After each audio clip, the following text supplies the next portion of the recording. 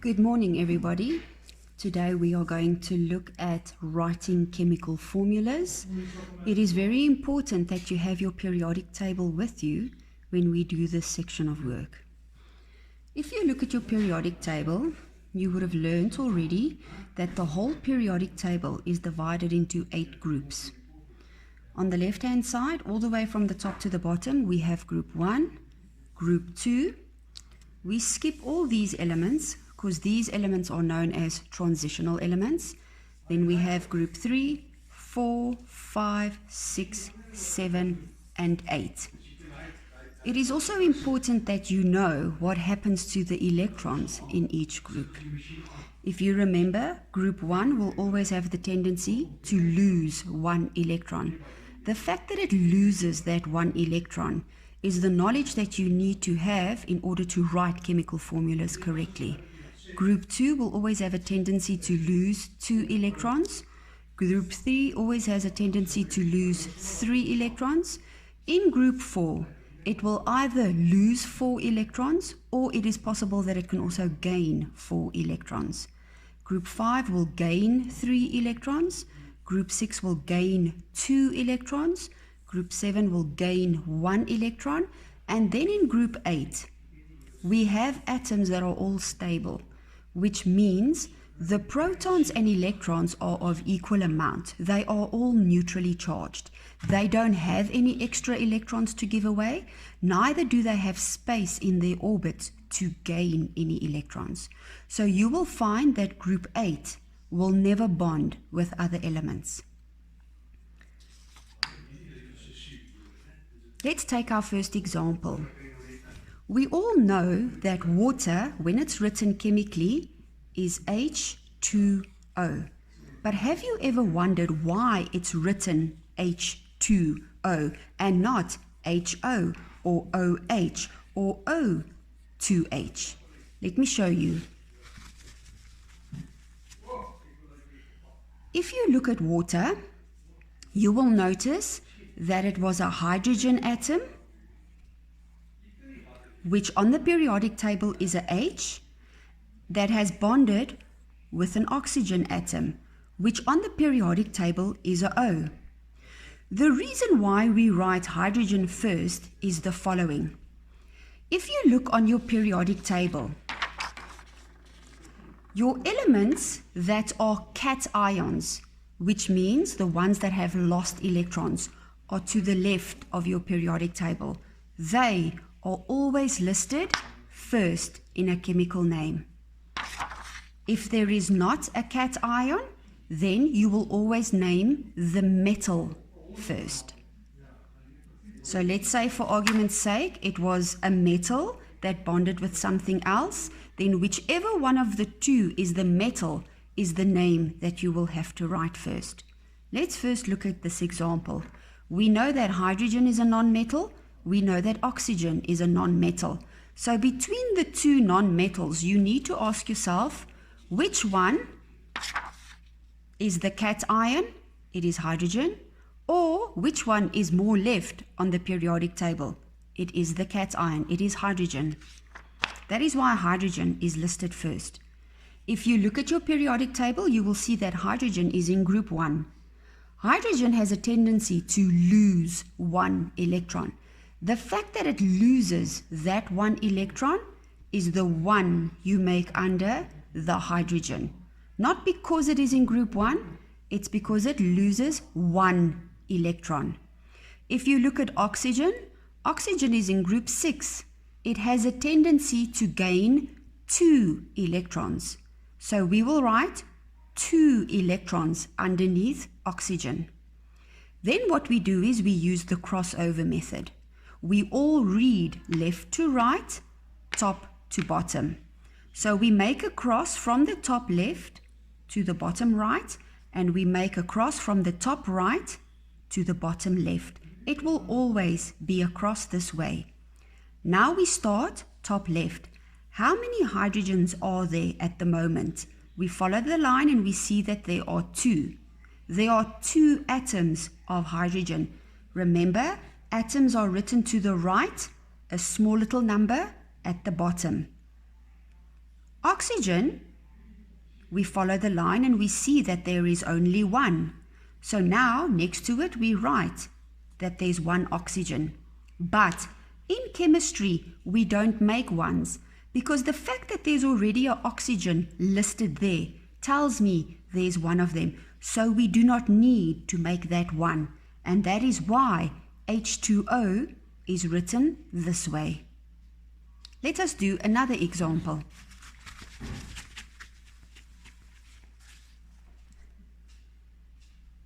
Let us take aluminium and we bond it with oxygen. Aluminium on the periodic table is represented with the symbol Al. Oxygen on the periodic table is represented with the symbol O. We know that between aluminium and oxygen, aluminium is the metal. So my answer needs to be a metal symbol that is listed first. Aluminium is in group 3. It will lose 3 electrons. So the electrons that it loses, we indicate that at the bottom of aluminium. Oxygen is in group 6. It has a tendency to gain 2 electrons. That is why we make a 2 under the oxygen. Again, we will use the crossover method. Draw your lines. Aluminium, currently, if you follow the line, there's 2 atoms of aluminium. So we write it Al with a little 2.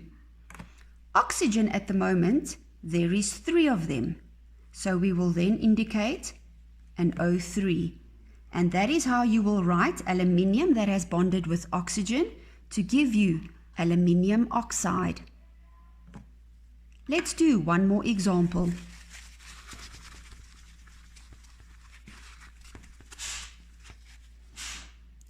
Let us take magnesium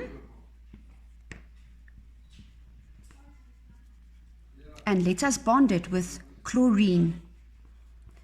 Magnesium on the periodic table is a Mg. Chlorine on the periodic table is a Cl. Magnesium is in group 2. It will lose 2 electrons. The electrons that it loses indicated at the bottom of the relevant symbol. Magnesium loses 2 electrons. Chlorine is in group 7. Group 7 has a tendency to gain 1 electron. So we make a 1 underneath the chlorine. We then use our crossover method. At the moment there is 1 magnesium atom. We do not need to indicate that there is a 1. The fact that it already says Mg over there tells me there is only 1 magnesium. Chlorine, there are 2 atoms of chlorine. So we indicated Cl2. And now we have formed magnesium chloride.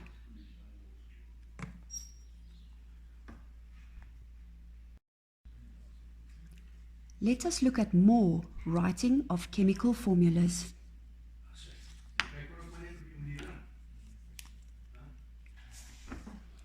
We are going to do some more examples based on the same principles as what you watched in video 1. If we say that magnesium bonds with sulfur, we need to go to our periodic table and identify what the symbol is for magnesium. It is a Mg. It is found in group 2, and group 2 has a tendency to lose 2 electrons. Sulfur is in group 6. It is represented with an S. It also has a tendency to gain 2 electrons. We make a 2 under the sulfur. We use our crossover method. Currently we have got 2 magnesiums, and at the same time we have 2 sulfurs. There is a rule with writing chemical formulas and balancing equations that say, if your numbers are the same, or if they are multiples of 2, or if they are multiples of 4, you need to simplify what you have written down. If you are looking at this compound, you will see that these numbers are the same. That means you can simplify this formula. That 2 can go into itself once, that 2 can go into itself once, which means that magnesium sulfide, when I write it chemically, it will be MgS. If you were to leave your answer that way in a test, it will get marked wrong. This will be your correct answer. Let us do another example.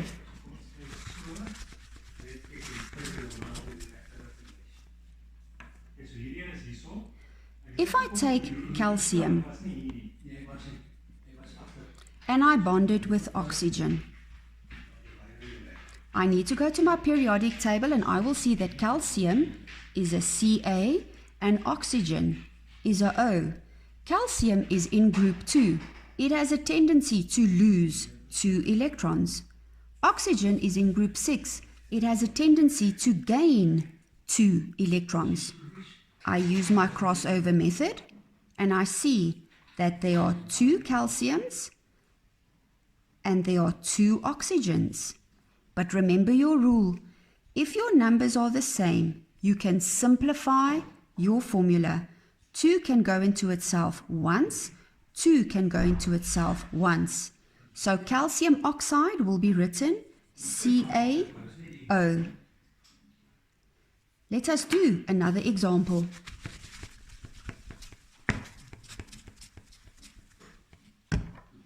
Let us take potassium and we bond it with chlorine. Potassium on the periodic table is a K. It is found in group 1. It is going to lose 1 electron. Chlorine is in group 7. It has a tendency to gain 1 electron. My crossover method, there is currently 1 potassium, there is currently 1 chlorine. So when I write potassium chloride chemically, it is written KCl.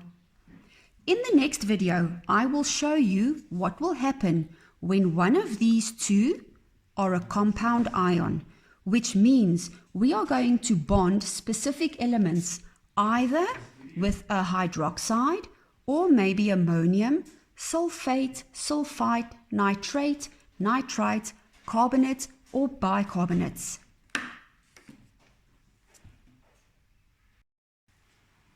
Let us look at writing chemical formulas when one of the two sides has a compound ion in it. If we take sodium and we bond it with a hydroxide, you should be able to identify that sodium is a metal. It is found in group 1 and the symbol for sodium is Na. Because it is in group 1, it has a tendency to lose 1 electron. Hydroxide, because it is a compound ion, it is regarded as a non-metal. If you name your final compound in this example, or you write your chemical formula, it will have to start with sodium, because sodium is the metal. And of the two of these, it is your cation. Hydroxide is written OH. You should know that hydroxide has a dominant negative charge. That charge tells you that something happened with 1 electron. It gained 1 electron. So it will have a 1 underneath. From here, I do my crossover method. At the moment, there's 1 sodium. At the moment, there's 1 hydroxide. So right next to my sodium, I write down what the symbol is for a hydroxide. And this is then sodium hydroxide written chemically. Let us do another example. Let us take hydroxide again, but let us now bond it with calcium. Write down calcium, the symbol for calcium, and indicate what number needs to be listed there. it is going to bond with the hydroxide, which we know is an OH. We also know that it's got a dominant negative charge, which means that has to be a 1. Calcium is in group 2. It has a tendency to lose 2 electrons. So this number here needs to be a 2. I use my crossover method. At the moment, there is only 1 calcium. I have 2 hydroxides at the moment. So the rule is as follows. If there is more than 1 compound ion, which we can clearly see is the case here because there are 2 of them, we need to take this whole compound ion and put it in a bracket in our formula. So I open my bracket, I put my compound ion in the bracket, and outside the bracket you need to indicate that there's 2 of this whole compound. So its final answer, just to rewrite it neatly, will be calcium hydroxide. Let us do another example.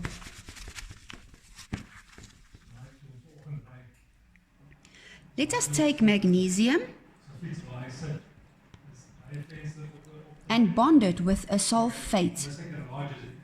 You should identify that a sulfate is a SO4.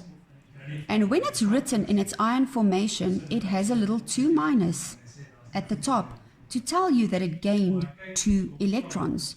So then I know that has to be a 2. Magnesium is a Mg. It is found in group 2. It has a tendency to lose 2 electrons. I use my crossover method. There is currently 1 magnesium. There's currently 2 magnesiums. There is currently 2 sulfates. There is more than 1 of them. The rule is I need to take that compound ion and place it in a bracket. And outside the bracket, I need to indicate how many there are. There is currently 2.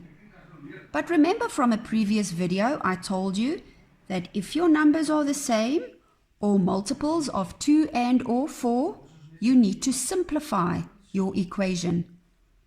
2 can go into itself once. That 2 can go into itself once. This formula will then become Mg. I can remove the bracket now because there's only 1 of them. And right next to my magnesium, I write the SO4. Let us do one more example.